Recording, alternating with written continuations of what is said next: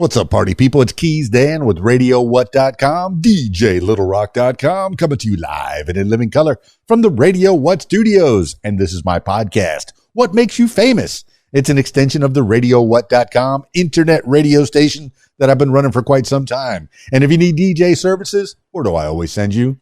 DJLittleRock.com. One more time, DJLittleRock.com. Check availability and get a free price quote. And maybe you could have me at your next event. You know I like to party with the people. The people need to be entertained. Are you not entertained? Let me entertain you. Make your next thing a big one. Speaking of entertainment, today on the program, I'm so excited. I have Talitha Jae out from far north Queensland. Do you know where that's at? It's in Australia. It's one of the states of Australia, Queensland. Yes. And she is a singer-songwriter out there. And she's been doing it for quite a long time. I'm kind of excited to find out more about Talitha Jae. Thanks to Joe Viglione for putting this together. He's a very talented man in his own right. And he's good at, once you get to a certain age, you start promoting other people. You start teaching other people how to do what you do. And that's fantastic.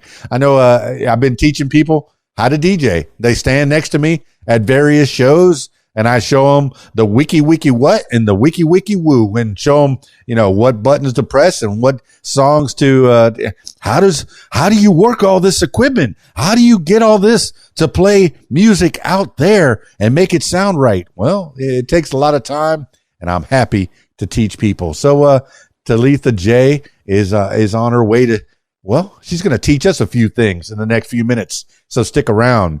This week's shows, I have two public shows this week. The Video Dance Party Karaoke Jam on Friday night at the Rab in Conway, Arkansas. That's my usual Friday night gig.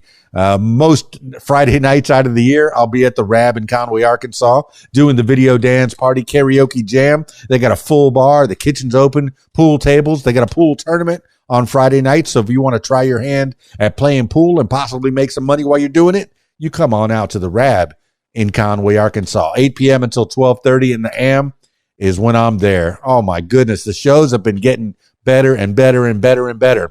And then on Saturday, I know I usually have weddings and parties on Saturdays, but I have another public gig for you. It's over at the Choctaw VFW in Choctaw, Arkansas. The Video Dance Party Karaoke Jam on a Saturday night at the Choctaw VFW. And they got a full bar. They got some food in the kitchen. I'm not even sure what kind of eats they have. They have at least good like nachos and maybe some hot dogs and pizzas or something like that. But it's usually pretty good stuff to get you filled up. And that way you're not just drinking and drinking and drinking. You got something in your belly. They got pool tables. They got a big giant dance floor. And it's also Tabby's birthday. One of the bartenders there is having her birthday. A big Tabby, I haven't figured out what to call it. Tabby Palooza, Tabby Stock, Tabby Fest. Tabby's having a birthday. And she called me specifically to come out and play for her at the Choctaw VFW. And everyone else there gets the benefit as well. Well, benefit anyway. I hope it's a benefit. See, I can't judge myself. I know that they keep calling me back, so that's a beautiful thing. It's nice. It's nice when you do a show and they call you back to do another show. That means they kind of liked it, or they got nobody else. Either way, I'll be at the Choctaw VFW on Saturday night, 8 p.m. until 12:30 in the AM for Tabby's birthday. Happy birthday, Tabby. Happy birthday, Tabby. All right, that's enough intro. Let's get into it with Talitha Jae. I got her on Skype. So if you're listening to the audio version, check out the video version on my YouTube page, youtube.com/user/KeysDan. Skyping Talitha Jae now. Hi. Oh, look who's on my screen. Wow, Talitha Jae, you're like right on time and right on schedule and looking footloose and fancy free. And I got you up so early in the morning. I wanted to address that first because of time differences and logistics. Usually I do these things throughout the week at 7 p.m. my time, which ends up being 2 in the AM the next day. You're living in the future, Talitha Jae. Good to know you. Tell the people, give the people a little idea. What is a Talitha Jae, and why are you up so early in the morning? I'm a singer-songwriter from Australia. I've just moved down to Brisbane from Cairns, so temperature's a bit more enjoyable, I guess. But yeah, singing is my happy place, and playing music and doing all of that, and yeah. Well, is there really a difference between the far north of, well, I mean, I don't know Australia all that well. I've seen it in movies. I like, what is it? Of course, Crocodile Dundee, AC/DC, who are the other ones? In Excess, do they come from there? I think. Well, who are the famous singers who are the famous people that have made the journey out of Australia? I guess there's so many famous people within Australia, but do you know the ones that have made it out to my ear balls and my eye holes in the ears? And I don't know. Speech is good question. My mind's gone blank right now. I know that there's a lot, but my mind is just. It's too early in the morning for hard questions. It is. And you woke up like this. For the people that are listening to the audio version, I encourage you to check out the video version, because you'll see Talitha Jae right there next to me. All right. Well, I mean, we can again. Well, what is far north Queensland? Because I looked that up a little bit, and there is a Wikipedia for it. Because if you look on your bio, it says FNQ. So I even just put FNQ in my Googles, and that's the first thing that comes up. Far North Queensland. What makes that different? You said it's a more temperate area that you're in Brisbane. And is that farther south where it's cooler, or farther north where it's warmer? Because being from down under, if you go north, it gets warmer, right? Yeah. So Queensland, I don't know if anyone knows Australian geography, but Queensland is kind of like this big triangular looking state. Mm-hmm. And Brisbane's way down here, and it's nice and cool. And Cairns is way up towards the tip. It's not at the tip. There's some more stuff up there, but it's all pretty hot and sticky up there. So I'm quite pleased to finally be somewhere where I can wear layers of clothes. In Cairns, you never get to layer. There's maybe one day a year, and I'm like, oh, wow, I can layer clothes, and I get excited, and then it's gone. No, this is primarily a learning podcast, and I usually don't have people play music, especially, singer-songwriters. I usually don't have them play music on the podcast because I want to know the people behind the music. Anybody that wants to can go straight to TalithaJae.com, and I'll have the links in the show notes below. Make sure you check that out. There's various social links that you can chase and stalk Talitha Jae, no problem. That's easy enough. And there's a YouTube page that's quite extensive. There, you've been making videos at least for the last 8 years that you've been figuring out that you're good enough, or you felt yourself good enough to get out there and put it out to the world. Start creating content, as the kids say, putting your craft that you've been working on. I'm sure before 8 years ago, you were working to become who you are today. So tell me about before 8 years ago, a little Talitha Jae in the FNQ, in the heat. Oh, it's so hot, mummy. So hot. I actually grew up in Mackay, which is a little bit further south from Cairns again. Okay. But my mum was also a singer-songwriter, so I had lots of music around me growing up. And I started out sort of singing at weddings with mum.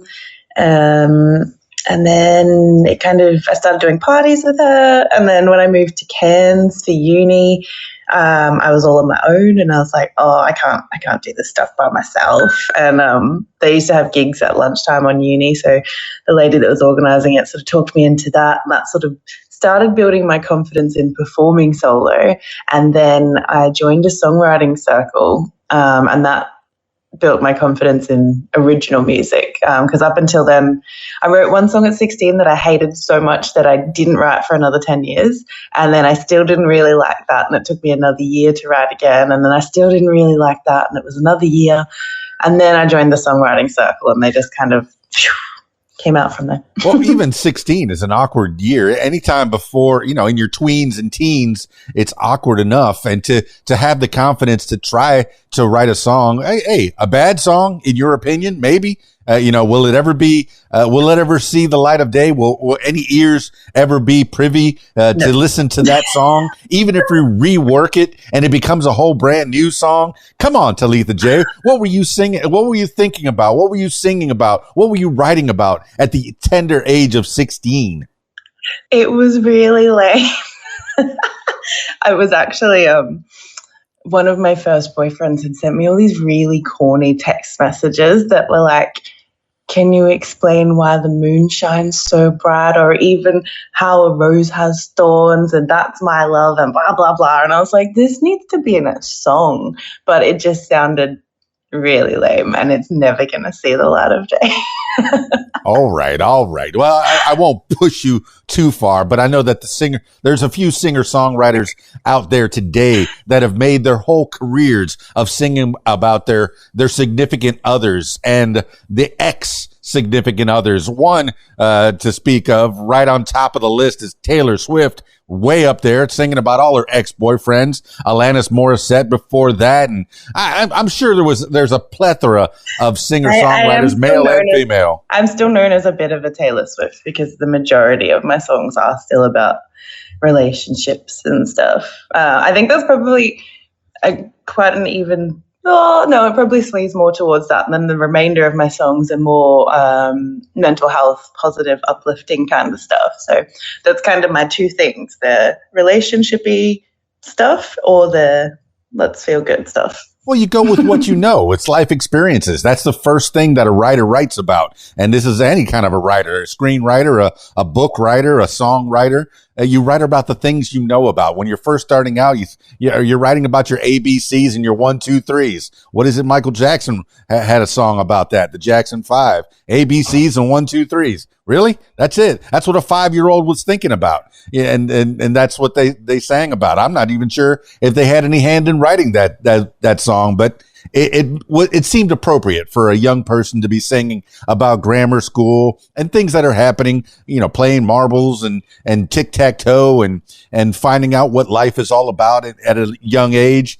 But you started, well, what is 8 years ago? For me, as a 50-something-year-old person, I look at someone like you and I think 8 years ago was grade school. Well, 16 might have been 3 years ago for you. It seems to me, I don't want to age people. I know after I was worried in the entertainment business, people have a shelf life. And before I was 50, I was worried about telling people my age. But as soon as I turned 50, less F's to give. No problem. I don't care. I'm 54 years old and it just keeps getting better. I worry less and I think more optimistically. Hey, if it hasn't happened by now or just keep chugging along and keep hustling but anyway, I digress. Talitha Jae, it's a pleasure to have you in front of my face because I'm learning about who you are and where you came from. Australia is fascinating to me. I like koala bears. I like kangaroos. I like crocodiles. I like, all the stuff that comes out of the Australia. But have you been all over Australia, the Australian content and beyond?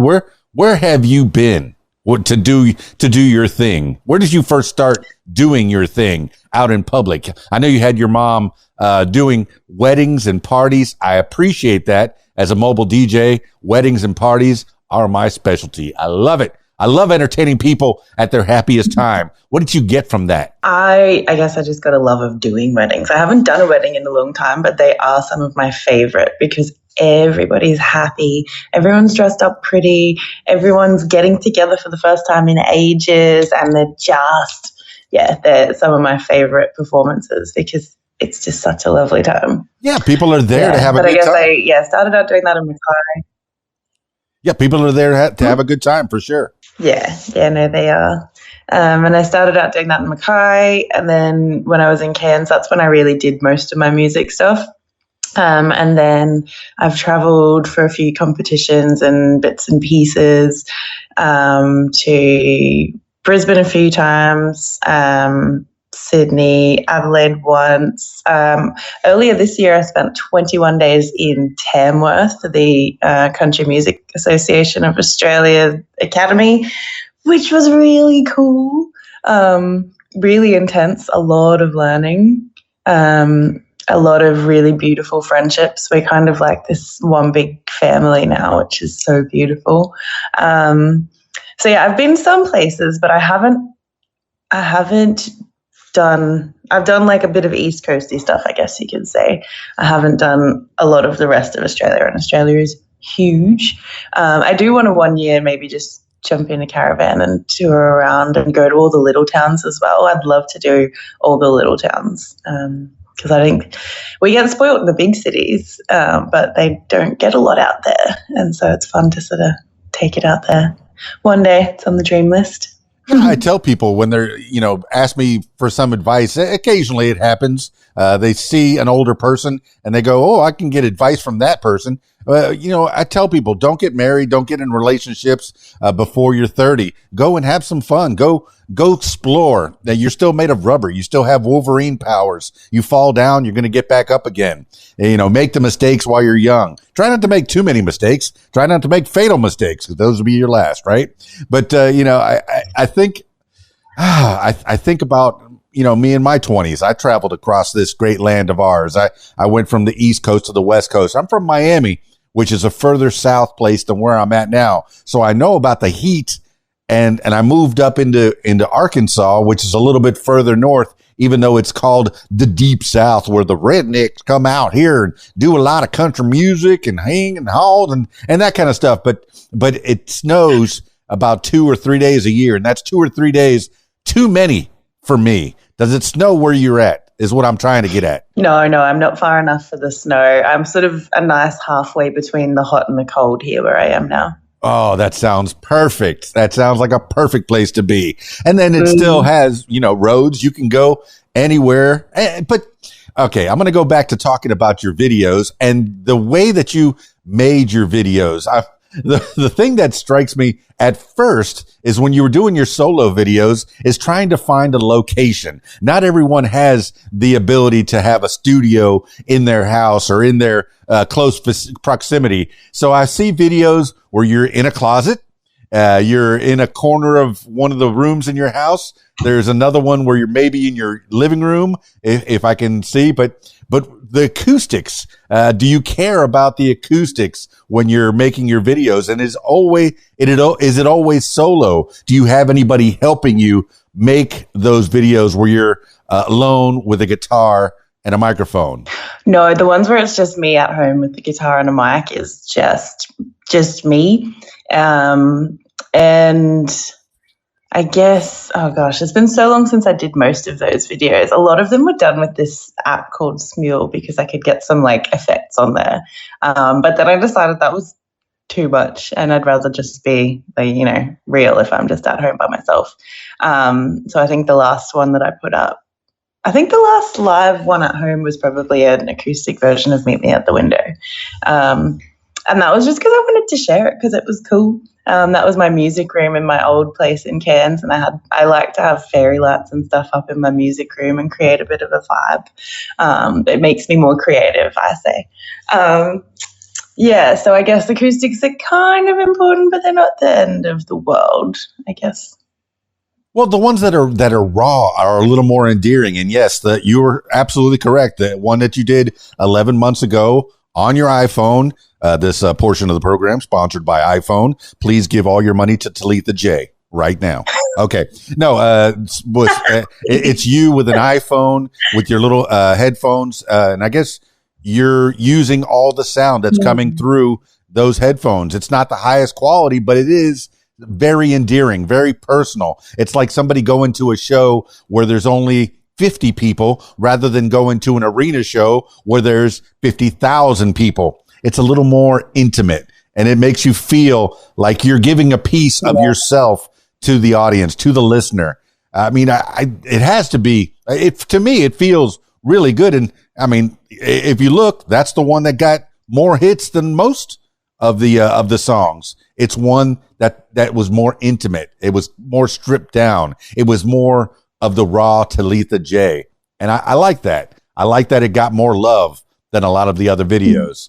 And you know, how do you feel putting out your music, the feedback? Do people follow you around on social media, and do they ask you questions, or do they ask you for collaborations? I don't think I delved in. I didn't see too many collaborations, but well, I guess you have some with a band at some point, or there is a gentleman with Jason. The Jason Mraz cover and the Ronan Keating cover. You have a gentleman with you playing as well. But do you do a lot of collaborations? I haven't typically done a lot. It is something I want to do more of, and I guess that was another part of the move to Brisbane, is that there's so many more people around and more people that are sort of into my style. I guess it can be hard to find people that are in your style. You can get the people that are like, oh yeah, I want to play guitar for you, and they just want to shred over everything. Or I can play drums for you, and they just want to bang it really loud.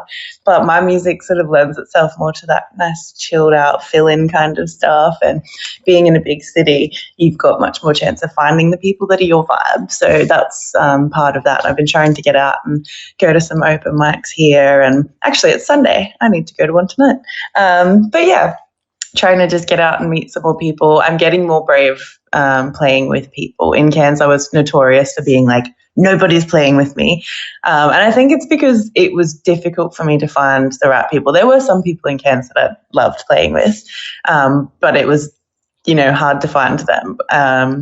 Down here, I think I've already found, like, there's one open mic that I love to go to because there's some people that jump up and they do that. And Tamworth was really good for that because people would just play with you. When we were at the academy, people would just jump in and jam. And then when we did our performances, they had a whole band behind us. And I was like, oh, this is cool. All right, the song sounds really cool with a full band if you've got the right band behind you. So I guess that's part of my mission in Brisbane, is to try and find some people and I guess recruit them into my band. I don't know how to manage that because I don't have a lot of spoons to manage myself, let alone other people. But we'll see. Well, there is a lot of advantage to being a singer songwriter solo who can play a guitar, who can accompany themselves. It's easy enough to pick up that guitar, take it with you, especially an acoustic guitar. You can take it outside. You can take it wherever you want. Busking is a thing. I know I have a cousin that makes his living just busking up and down the beach in Hollywood, Florida, and it's a way to make, your living. It may not be a great living, but if you live simply enough, you can make some kind of a living. So if you need to make dinner, you take your little guitar and you go play in some kind of a public square, and people might throw some money in your guitar case, and you'll have dinner. You'll have a place to live for that night. So that is advantage Talitha Jae for learning how to play guitar. Who taught you how to play that guitar? Was that your mother with her singer-songwriter abilities? Or how did you figure out that was that the first instrument that you played? No, I'd actually grew up doing piano lessons. And then I wasn't kicked out, but the teacher sort of told Mum, you might be wasting your money here, because she realized that I wasn't practicing and I couldn't read sheet music. I was just playing by ear and copying what she was doing until it got to a point that was really hard. And I had been given a guitar years ago, but I was always told, like, no, you have to do piano first and then you can get guitar. And I was like, well, why'd you get me a guitar? Anyway, so then I was like, well, I want to learn guitar now. And my dad at the time was living up in Cairns. We were in Mackay. And so he would send me a couple of chords at a time and a song that just had those. So I think we started out with River of Love by Rick Price, because the chorus is just E minor and D. And so he sent me the E minor and the D, how to play it, and then the chorus of that song. And he was like, okay, practice this. And then I think the next one he sent me was a C or a G. And then he'd send me a song that had that chord in it. And then he'd send me one more chord. And then he'd send me a song that had those chords in it. And so he kind of taught me in the mail, which was really cool. I did have a few lessons for a little while as well, but I kind of just did exactly what I did with piano, and I was just copying what the teacher was doing. So eventually I was like, all right, that's enough for now. I mostly just play chords on the guitar, and then I ended up teaching myself chords on the piano as well. So I'm pretty basic on both. And people are like, "Oh, you've been playing for a long time. You're so good." And I'm like, "No, I'm not. You're just listening to my voice, and you're not paying attention to what's going on with the music." Well, yeah, it's very simple. There's a famously Ted Nugent, one of the most famous rock and rollers of his era of the 70s, and he was two-finger Ted. I think he played two chords. Famously, I might be wrong. Don't look that up, listener. Don't look it up. This is fuzzy history with Talitha Jae. So, you listening, you playing piano. From what I've been told, and I don't play. I don't play much of any instruments at all. My forte in life is talking into microphones and playing other people's music to the world, which is great. This is how we have a symbiosis. But from what I've understood is once you learn how to play piano, it opens up almost every other instrument. But you don't know how to read music, which is not uncommon for a professional musician not to be able to read music. The style that you learned how to play music, it kind of reminds me of pre-internet people learning by watching other people from other people, maybe having a couple of lessons here and there. Oh, yeah. But maybe having a couple of lessons, but pre-internet, you didn't have the ability to look up on YouTube some tabs or look how somebody's finger position is. But now that there is the internet, and I don't know if you grew up before the internet, I don't know how old you are. I don't know how, when you graduated high school, that kind of gives me a little timeline of where things happen. See, you're still in that stage where I think I have a shelf life. I have to keep my youth, or else people are going to think that I'm spoiled. I don't want that anymore. I want the... Well, as a female in the industry, it's really hard. Every application is like, what is your date of birth? Well, how many years old are you? And I had a friend who's 25 and got told she's a has-been now. Like, that's crazy. It is intimidating. Oh my goodness. Yes, you had date of birth, and the employer is trying to figure out how many years they have with you until you retire. But for a singer-songwriter, I'm not retiring. For somebody who speaks into microphones, for somebody who plays music for other people, I'm not retiring until they put me in a box and, ship me off to the off this mortal coil. I don't think I'm going to retire, and I don't think that a musician has to retire unless they want to. An actor doesn't have to retire unless they want to. Mm-hmm. There are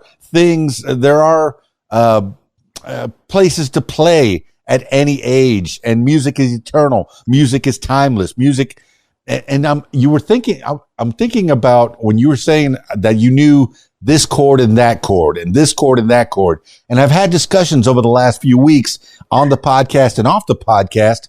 Has every melody been made already?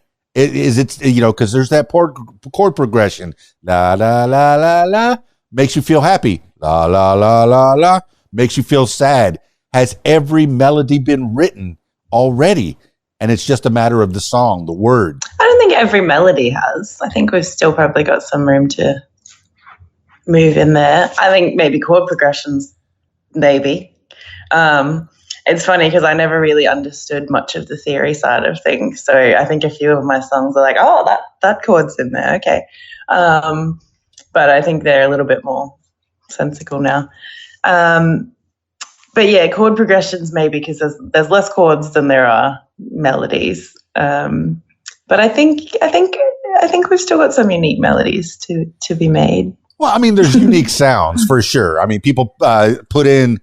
I was talking to a record producer, who has the singer-songwriter comes in with an idea or throws a demo at them, and then they have to figure out how to arrange different musical instruments, and sometimes not musical instruments.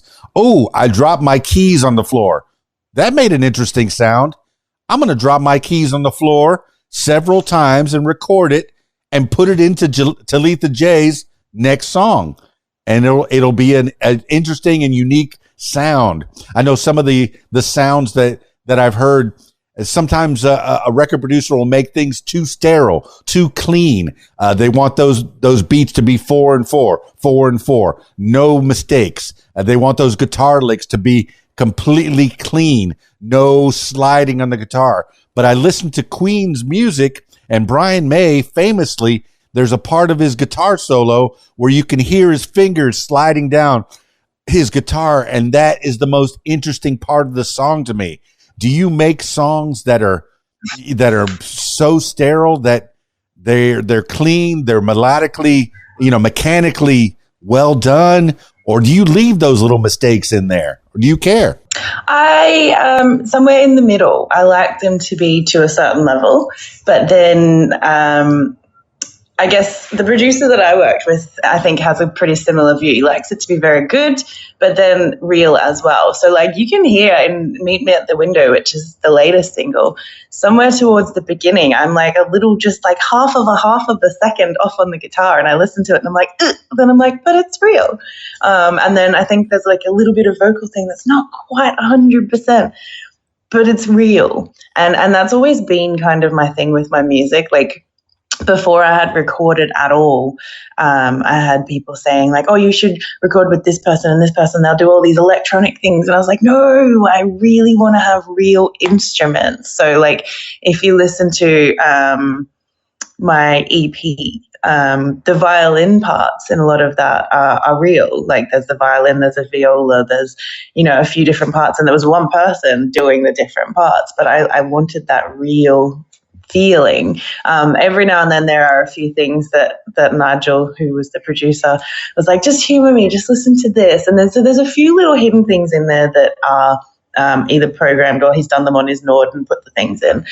But the vast majority is all real because that's how I like to do it. And every now and then I get hit up by electronic producers and I've always been like, no, I only want to do real things. I'm starting to come around to the idea that maybe it would be fun to do a collaboration on something a little bit more dancey. My mind is slowly being opened, but in the past it's always been like, no, I'm only ever going to do real music. But I guess the more I'm evolving as an artist as well, the more I'm like, I want to try some different stuff. I could maybe do that. I could hear my voice on some of that stuff, and so we'll see. But I do like to keep most of what I do very real. Well, as a person who's grown up in analog and then finds himself in the digital age, smack dab in the middle, I've grown with technology myself. I remember listening to an interview from the 70s from Van Halen, and they said, oh, we will never use synthesizers in our music. And then 1983, they come up with a record called 1984. Bum, bum, bum, bum, bum. I might as well jump. It's all synthesizers. You have to grow as a musician, as a talent. But, you're talking about music that you work on and you want it to perfect it. But I think all creative, anything that's created is not ever perfected. It's abandoned. Like movies and books and songs. You go, oh my gosh, that sounds so good.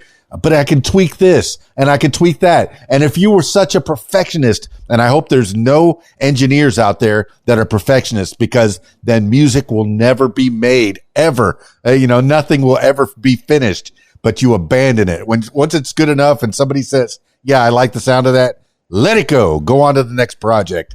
What do you think?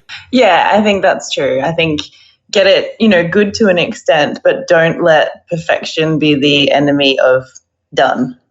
Now, like, you'll never get anywhere. I think that's something that I had to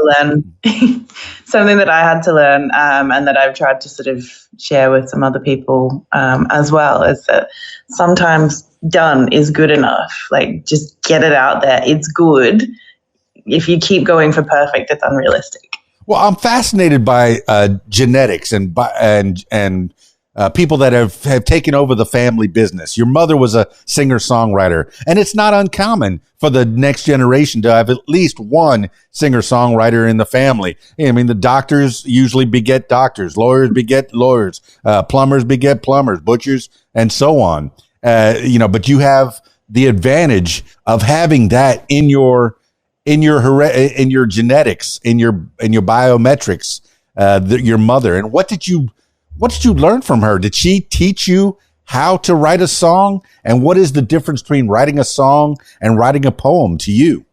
She taught me how to sing. She didn't teach me how to write a song. And she would have hundreds of songs, but I kind of, had to figure that one out on my own.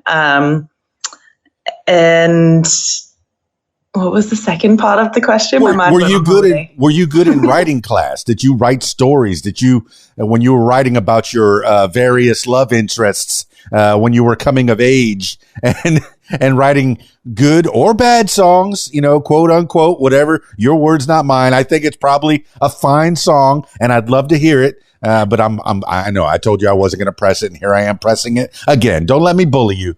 Bullying is bad. Okay. That's for my listener. I know you're a wonderful person. I'm pretty stubborn. You do what you want to do. No, but you learn how to sing. Did she actually tell you, teach you, me, and the do, re, mi? And did she take you in and start teaching you how to sing scales? We did some warm-up-y stuff, but I think it was more the how to sing. And it's funny because people ask me to teach them now, and I'm like, I kind of learned when I was 10. I don't know. It just happens. But that's the kind of stuff that she taught us about, singing from your diaphragm, not from your throat, and, breathing soft, but, you should be able to hold a candle in front of you and not blow it out, but you still want your sound to come out. And it's all coming back to me now. But yeah, all of those singing techniques. She studied at the Conservatorium of Music. She studied jazz when I was in high school, so I was the weird high school kid who loved jazz. But yeah, so she taught us a lot of the singing side of things. And I guess it all kind of snowballed from there, and it was really fun. I guess the first time I sang properly, I still remember that. We had this tradition of doing music at midnight mass. It's only changed in the last few years because now I have a niece and it was a bit hard to do midnight mass with a little baby. But my mum, my sister and I would always do midnight mass, and we were doing it in this tiny, tiny little church out west of Mackay, and we were practicing for it. And Gran and Pa, we were living with them at the time, and they had just come back from the earlier service, and they came down and they were like, "Who is that?" And I was like, "It's me. This is what happens when I sing properly. It's fun." And then I was hooked. No, it's fantastic to get that feedback from people. Oh, that's amazing. See, and that's the beginnings. That's how you get the bug. And was there any other interest that you had in school? Were you good in math or science or physical education? Were you good at anything? Did you achieve greatness in any subjects in school? My brain does not like maths at all. I struggle with maths, which is funny because a lot of my family are quite, I guess, academic. My dad, my stepmom are teachers. Mum's actually a teacher as well. My little sister's very smart with the maths and stuff. Dad's a science teacher, so I always loved science because growing up he would do fun sciencey stuff with us. Did I really excel at anything at school? I don't know. I have ADHD, so I was one of those kids who the report card was like, has so much potential if she would apply herself and stop talking to people. And so I coasted. I could have done really well, but my brain was like, I don't want to do this. There's so many other things happening. So I did okay with zero effort. If I had put in effort, I'm sure I, could have done very well, but I just did not. Yeah, it just didn't. My brain wasn't interested in that. I just wanted to do fun stuff, like play music. I remember we'd lock the music room had this little practice room out the back when I was the school I went to for grade 11 and 12, and we could lock the teacher out and we'd just sit in there and play music for the whole lesson. Well, I mean, you mentioned ADHD, and I think a lot of creators have what you would call, quote unquote, ADHD. And I hope that not every one that is diagnosed with ADHD gets medicated, because I think those are the people that have thoughts. All you need is a good friend, a good person that could focus those thoughts, or at least a way to focus those thoughts. So if you start thinking about squirrels, you write something about squirrels. If you start thinking about garbage cans, you start writing about garbage cans. It could become, it could become a form of content, whether it be song, book, or movie or television show, some kind of media. But I do appreciate people that have brains that do not work the way that mine do. I already mentioned my cousin, who does busking on the beach. And when I'm talking to him, I've had him on the podcast a couple of times. He'll go on different avenues, like you were running through roundabouts on a highway. And I wonder if is he ever going to come back on that off of that loop and come back to this part of the story. And he always does. And all he needed was somebody like me to make sure that he turns in the right direction. So I appreciate people with ADHD. Now, okay, I'm going to delve a little bit more personally. Do you feel that it needs to be controlled with some kind of a medication, or is it something that you can live with, that you're functioning ADHD? No, I didn't even know I had it until a few years ago. And I was listening to another podcast, and the mum was diagnosed later on in life, and she was telling her story. And I was like, oh, this is me. I'm not just a useless person. I have ADHD. And at the time, there was like a good 10-year period where I couldn't have alcohol or coffee or anything like that. And so all of the stimulant medication was out at the time that I was diagnosed. I couldn't have it anyway. So for me, I guess it was more about, a validating thing to be like, okay, I'm not useless. I have a brain that works differently. And then being able to then go, okay, so what do other people with ADHD use to be able to do this? And it's been more about finding the tools. And I guess I would worry, like there's been times where I'm like, oh my gosh, I wish I could have the medication so my brain would just let me do the things.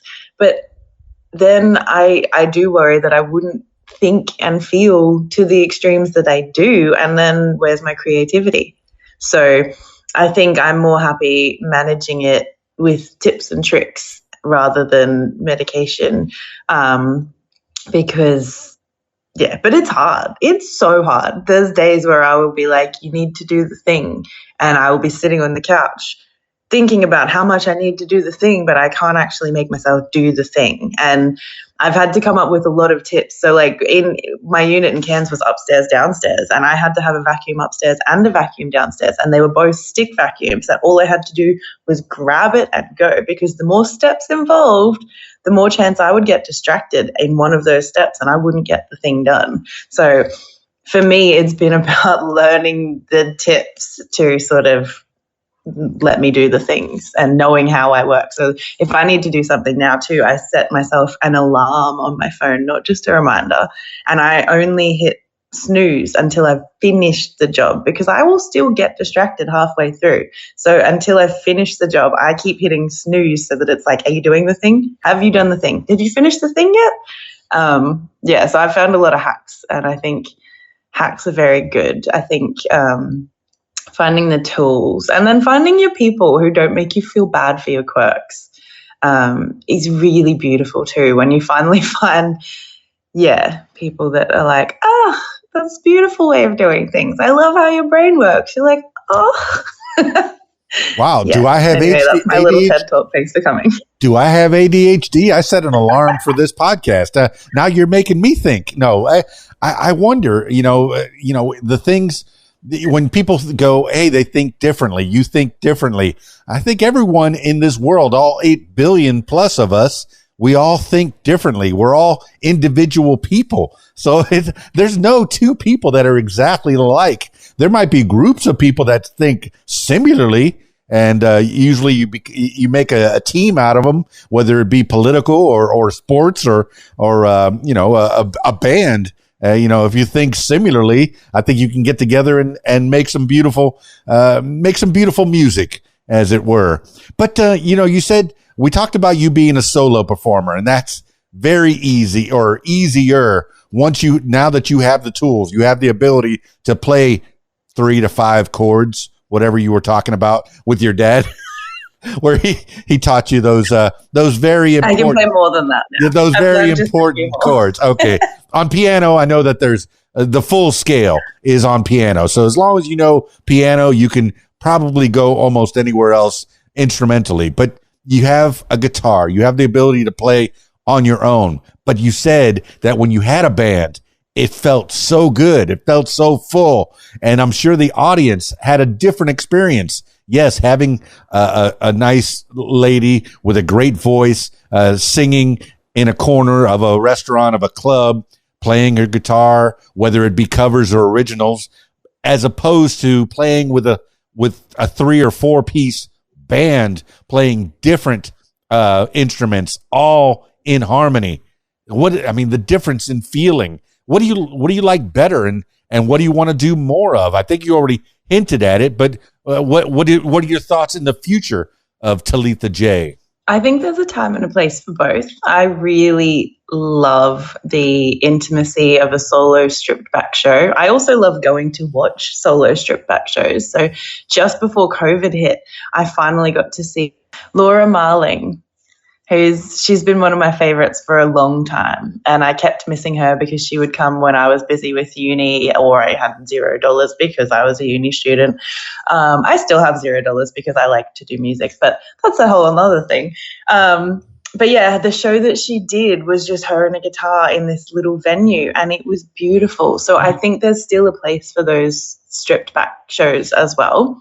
I love going to those kind of shows. But then it is really fun to play with people. The right people makes all the difference, because I know other singers who have, also got really beautiful messages in their songs, and they have these really beautiful timbres in their voice, and you put a band behind them and you lose the quality of their voice and you can't hear the message anymore. And that makes me really sad. So I guess when I do finally, make a proper band and put on band shows rather than just jamming at open mics, I will be looking for that right mix of people who are happy to sort of sit in the background and put those little fills in and not be in the front, because it makes me sad when I go to the shows of people like me who have that beautiful voice and those beautiful messages, and you lose that into the band. Cairns was a little bit frustrating like that. They were always like, you have to have a band and you have to be loud and this and this and this. And then I would watch people get the bands and do that and be like, okay, yeah, it's fun, but you just lost what made them special. And so I don't want to do that. I will find the right band and the right levels. Well, Talitha Jae, it sounds like you have a creative vision and an ability to be the leader in any situation, whether it be the leader of yourself playing on your own or the leader of a band.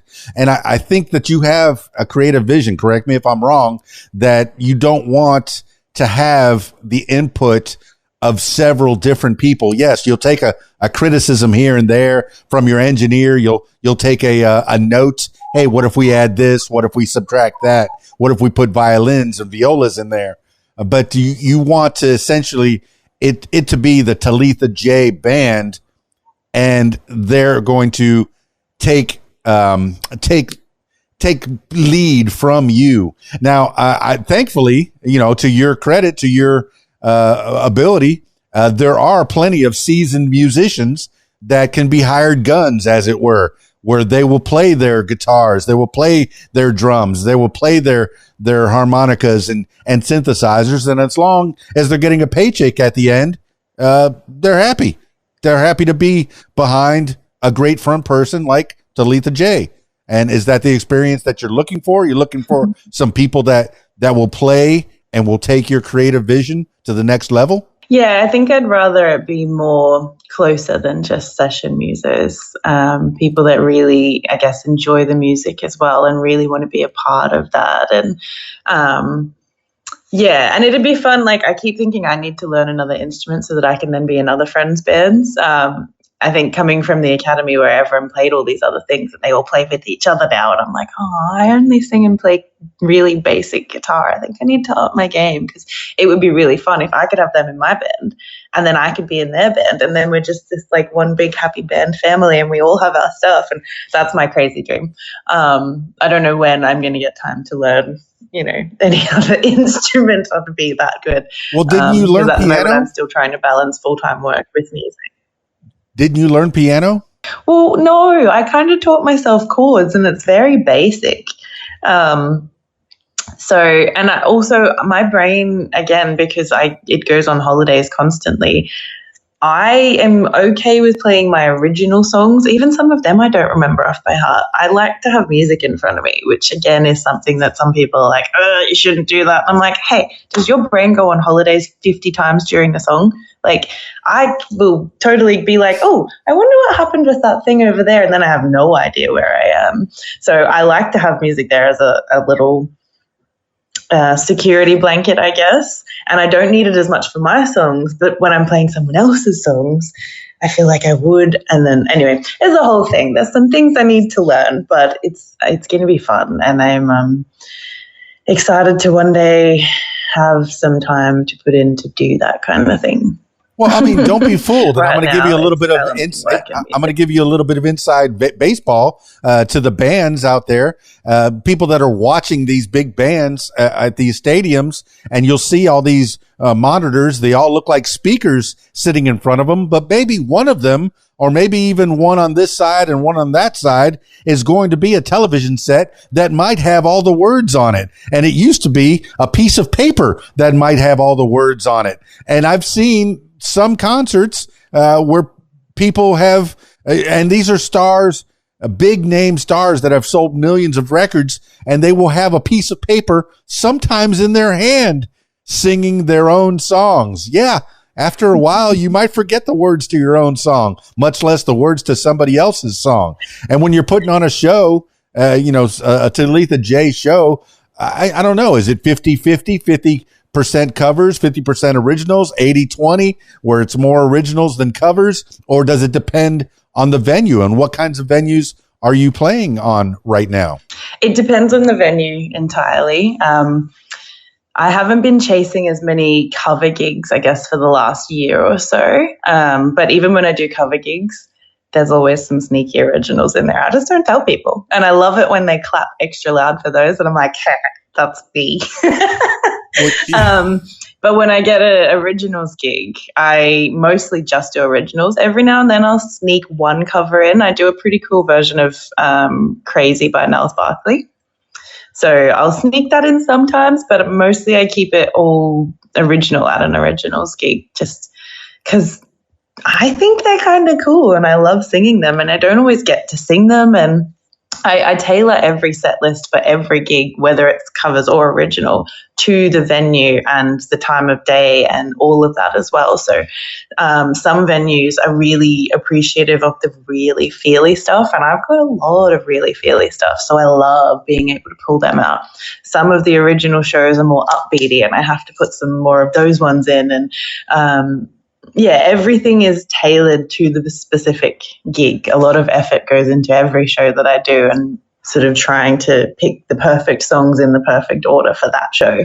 So you're giving people gems. A lot of people think, I hired this person for 4 hours and that's all the work they did do. Why am I paying you so much for 4 hours of work? Well, they don't see all the work that happened before and all the work that happens after to make that gig happen and make it the best it can be. Now, you mentioned CeeLo Green of Niles Barkley. He's got an interesting voice, and I love that you have the ability, that you have the courage to step out and sing whatever type of song you feel like singing. We mentioned Taylor Swift in the beginning. She is a type of person who sings any type of song. Kenny Rogers did the same thing. So many different singers, the best ones, the best of the best of the best, do not limit themselves to one genre. Even on your bio, one of the first lines is jazz, folk, country, indie, pop, blues.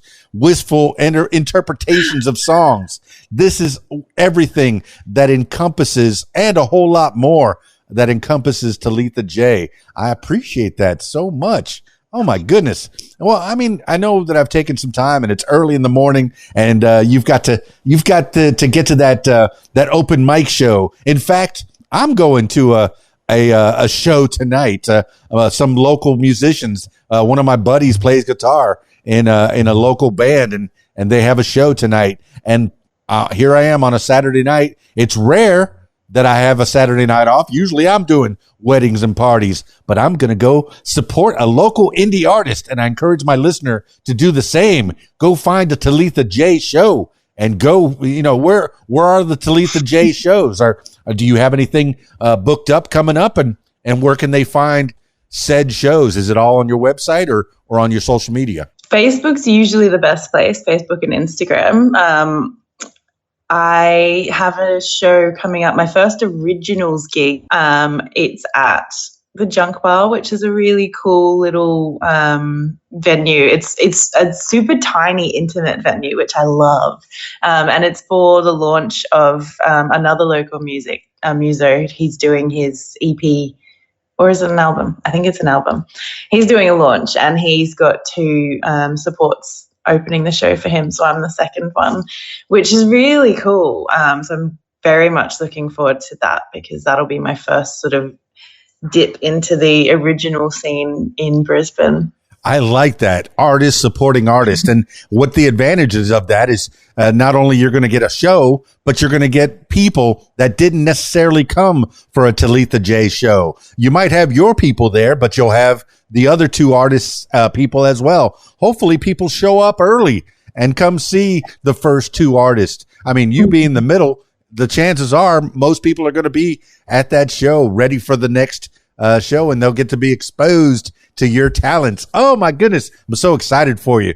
And there's room for everybody. You've moved to a bigger city with more venues, and people that think, oh, I need to step on this artist and undercut that artist so I can get all the shows. There is room for everyone to be in this business, and I'm glad that artists support other artists. And I want to talk about. As we were preparing for this, I checked my email, and Joe Viglione, I don't know, I pronounce it like it's Italian. He said, did we ever get an interview set up for Talitha? And I said, yeah, today. So he's looking out for you. I don't know how you got involved with him, but he seems like a real cool dude. Yeah, I was really lucky. One of my good friends in Cairns, who's also a muso, he's Al Bolton. He has the Al Bolton band. It's very cool if you like disco stuff. He's one of the very few musos in Cairns that I would let play on my stuff. He had been working with Joe and, raved about him and how great he was, and that he was getting some play over in the US. And I was like, do you reckon I could maybe get in contact with him about my new song? And Joe's been great. He's constantly, getting in touch with people and trying to set it up and trying to show more people my music. And it's amazing. And I'm very grateful for all the work that he does, because I don't know anyone in the States, really. I've got, a couple of friends from uni that have gone back there, but nobody that can sort of get my music out in front of people. And, one day I'd love to come over. I'd love to do, I guess, Nashville and a heap of other places like that. And so it's good to sort of know that some people over there might already have some idea who Talitha Jae is. Well, I'm very excited to know you, Talitha Jae, and obviously I have a radio station. I mean, there's a lot of equipment here hanging out behind me, and radiowhat.com is my favorite radio station. What I did was I built my own personal favorite radio station, and Talitha Jae gets to be a part of that station because I like Talitha Jae music.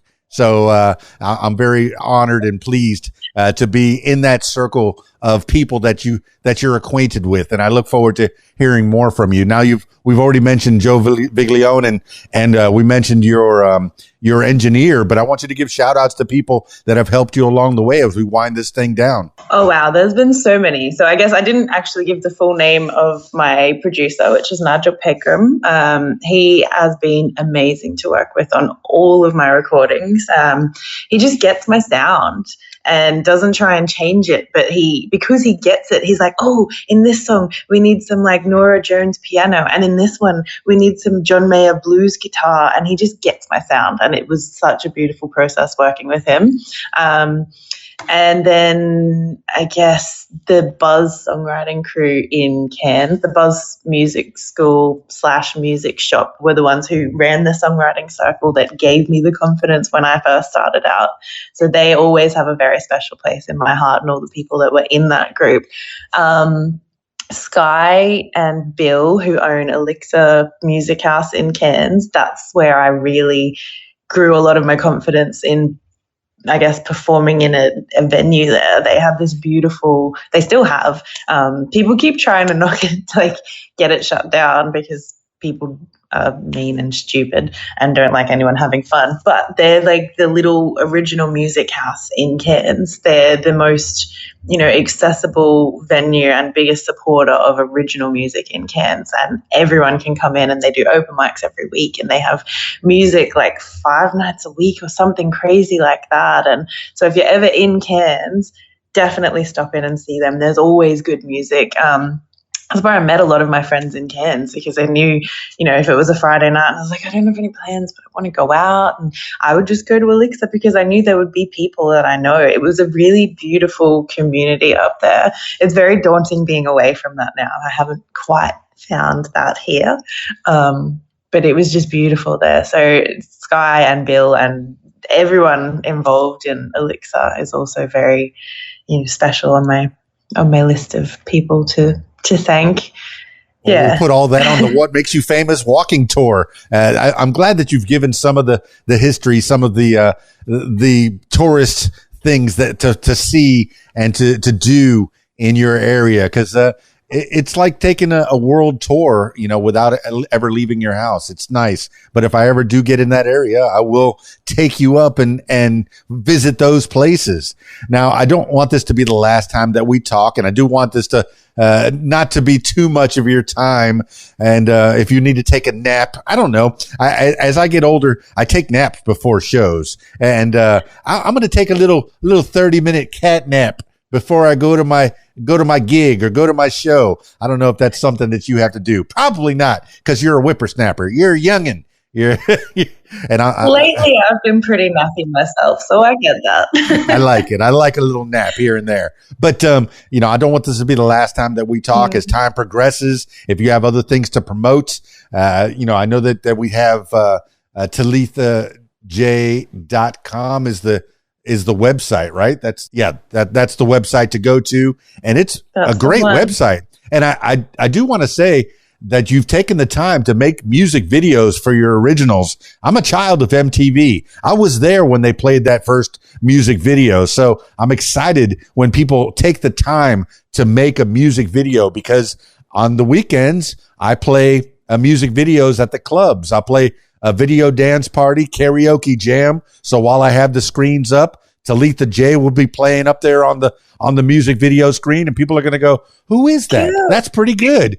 And that's my job. Since I don't play music, my job is to break out new artists or break out new songs. So I'll be playing the Meet Me at the Window song, and the Ada song, and the Road song. It's pretty easy to figure out which ones are the originals, because you've taken the time to put original. You're so smart. You're so smart. But like I said, I don't want this to be the last time that we talk. I usually finish these things off with last words for the people. So this could be words to live by, something you heard a long time ago, maybe a mantra that you wake up with every morning, or just whatever pops into your head at this moment in time. Talitha Jae, give the last words for the people. I think one of the big things that I've learnt is very important is to take time to feel all of the things you're feeling and be gentle with yourself. They're my two big things, because I think that's why I love feeling music. People often don't take the time out to actually feel, so I create this little safe space for them to be like, all the feels, and then I pick them up with some happy songs at the end. But feel all the feelings and be gentle with yourself is something else that I think people don't do. They're like, no, I shouldn't feel like this, I shouldn't do this, I shouldn't do that. Sometimes it's okay to be like, I'm having a hard day and I'm just going to be sad for a little while and then I'm going to pick myself up later. I guess, yeah, there's plans for a big mental health album, and a lot of those messages come through in that. There's a few of the songs that are already probably videos up online, and so you can get a sense of that kind of stuff as well. But that's another big area that I'm really passionate about is, I guess, the power of music in helping people heal and normalizing, these not so nice feelings sometimes. And yeah, so that too. Well, there you have it, party people. Talitha Jae, TalithaJae.com. TalithaJae.com. Check it out. You'll find all the social links there, and you'll find out where she's going to be playing, especially if you go to her Facebook page, which there's a link on the website, and her Instagram page as well. Thank you so much, Talitha Jae, for telling me at least a little bit of your story.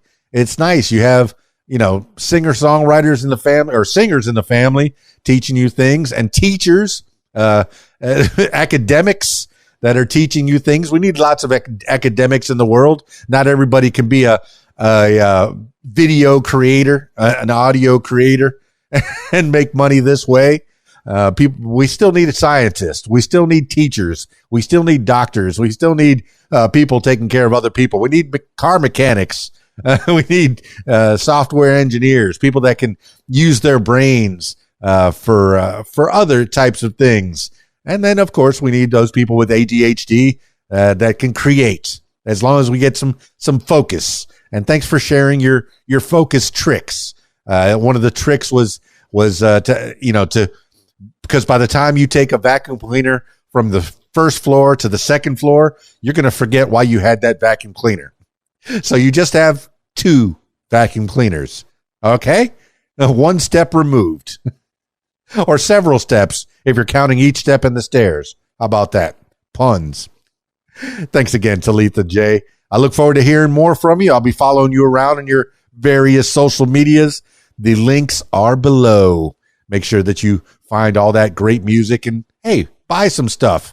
There's a source, a link for the print bar, TalithaJae.theprintbar.com, and I think you could buy some swag with Talitha Jae's logo and possibly face on it. Yeah, that's how you can support the artist. If you've already bought all the songs, buy some stuff. If you got some money left over in your pocket or on your PayPal or on your Cash App or whatever. All right, that's it for this edition of What Makes You Famous. Thank you, Talitha Jae, once again for being on the podcast. Now, I'm turning my attention to you. If you'd like to tell your story, I encourage you to give me a call, 501-470-6386, or email keysdan@aol.com. That's it for me. It's keysdan, radiowhat.com, djlittlerock.com. Peace. I'm out of here.